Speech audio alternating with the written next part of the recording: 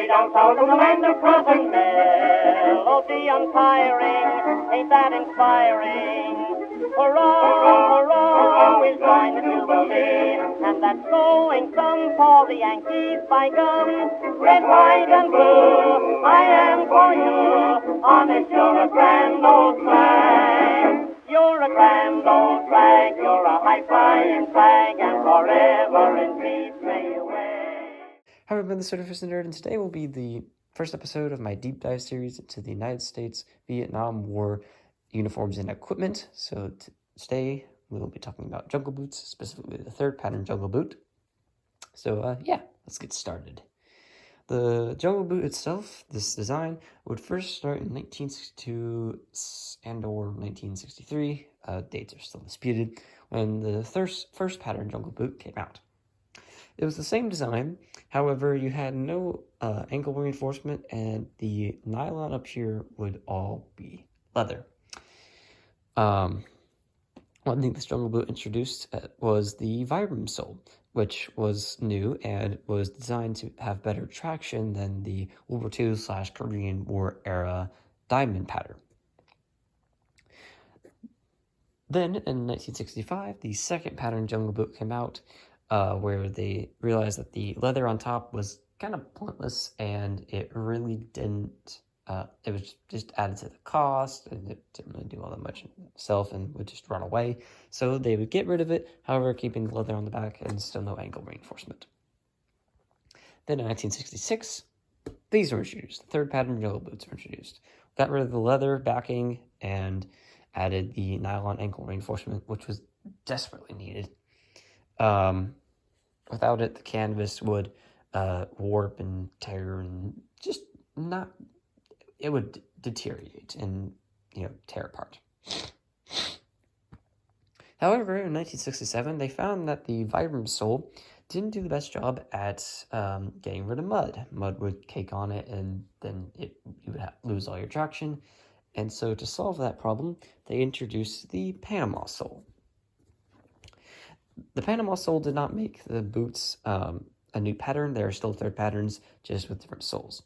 And even though these were introduced all the way in 1967, these are not actually the most common sole you'll find in Vietnam.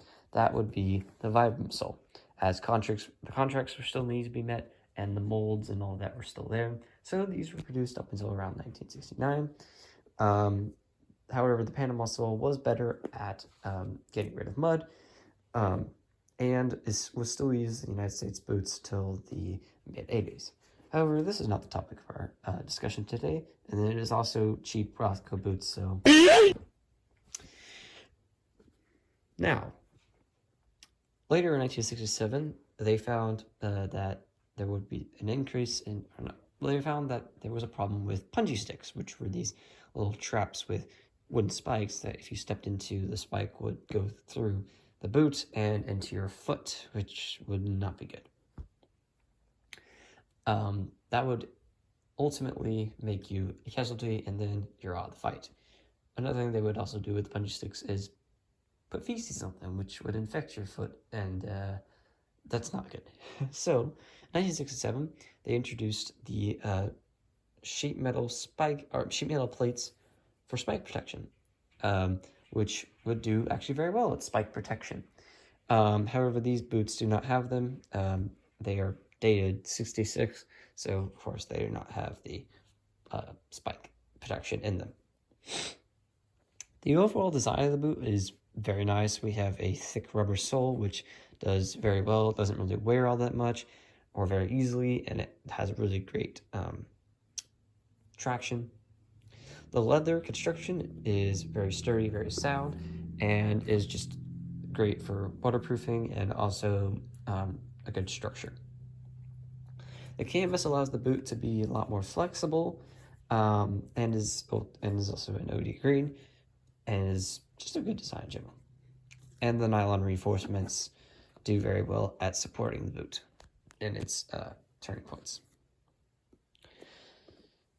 Then we have the lovely drain holes at the bottom, which, although they will intake water, they also outtake water. Another thing to help the excess of water is the soles, not in this one, or the padding on the inside, not this one though, would be mesh, which as you would step, it would squish out water, and that would aid in the release of water from the boots. And that kept water relatively out of your boots, which is very nice and needed.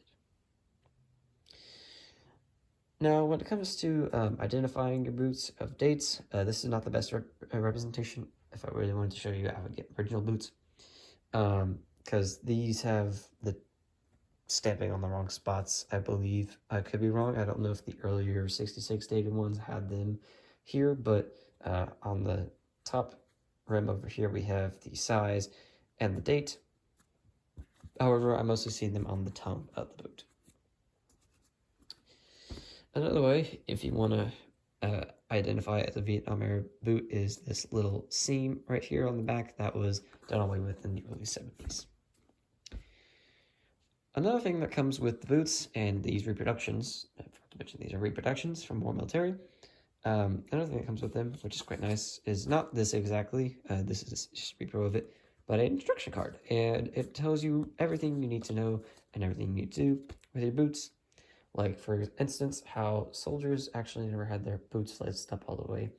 Why, I don't know exactly. Even reading the card doesn't explain why. But you would either have your laces down on the third or fourth eyelet, and then you would jungle tie it by wrapping each lace around the boot and then tying it from there, double knotting it, as it specifies in the card. Jungle tying it, or leech tying it, would prevent water from coming in from the top but it also would prevent leeches from getting into your feet, which is not good. And overall, that's it. Thank you all for watching, and I'll see you next time. You're the emblem of the land I love, the home of the free and the brave.